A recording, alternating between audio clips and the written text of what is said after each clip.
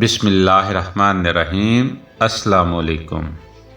مالوا ہندوستان کی ایک وسیع و عریض سلطنت تھی جہاں بڑے عالی شان حکمران گزرے۔ سلطان محمود غزنوی کی کوششوں سے ہندوستان میں اسلام کی اشاعت و ترویج کو فروغ حاصل ہوا۔ دہلی کے سلاطین نے سلطان محمد بن فیروز شاہ تک مالوا پر حکمرانی کی۔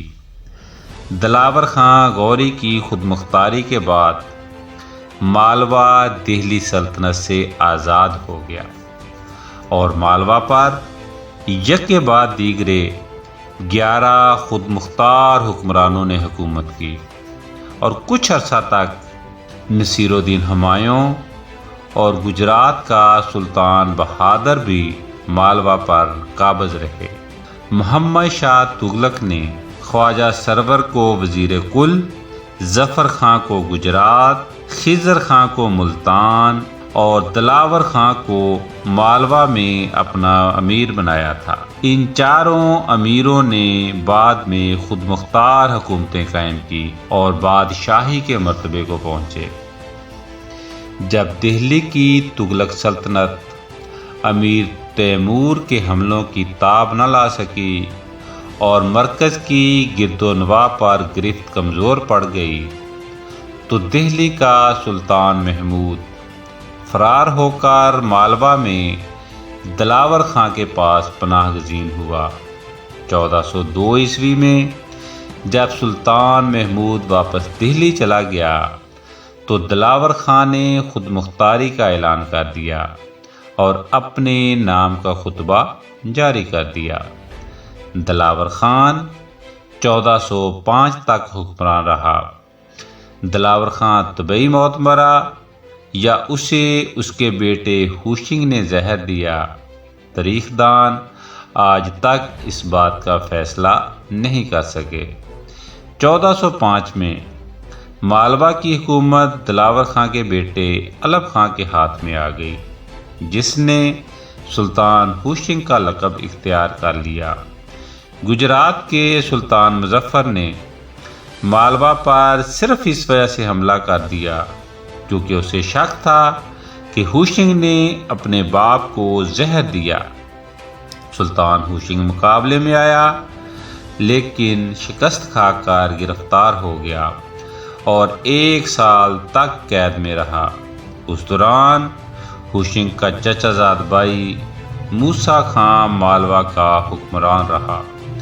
ہوشنگ نے سلطان مظفر کو حلف دیا کہ اس نے اپنے باپ کو زہر نہیں دیا، جس پر سلطان مظفر نے اسے رہا کر دیا۔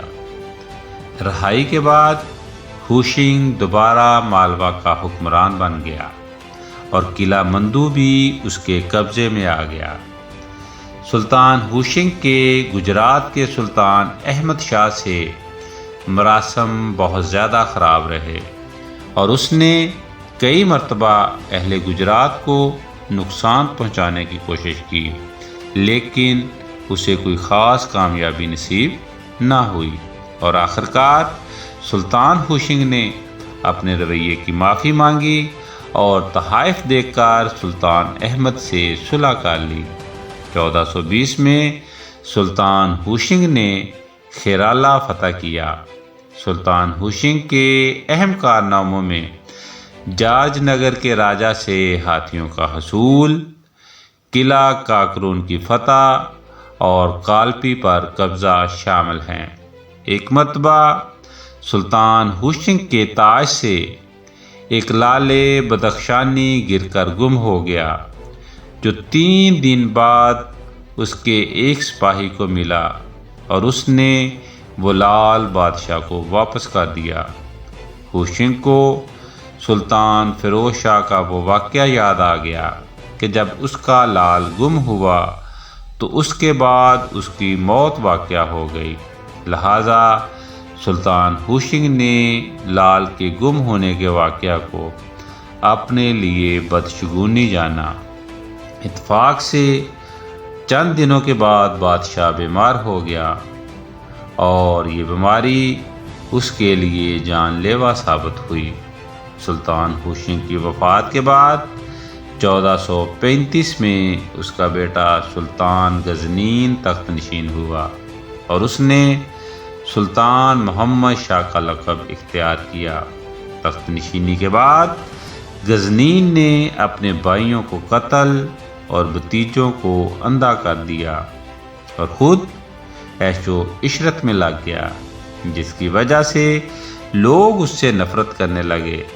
غزنین کا ایک امیر محمود خان، جو غزنین کی بیوی کا بھائی بھی تھا، اس نے سلطان غزنین کی شراب میں زہر ملا دیا اور اسے ہلاک کر دیا اور خود تخت نشین ہو گیا۔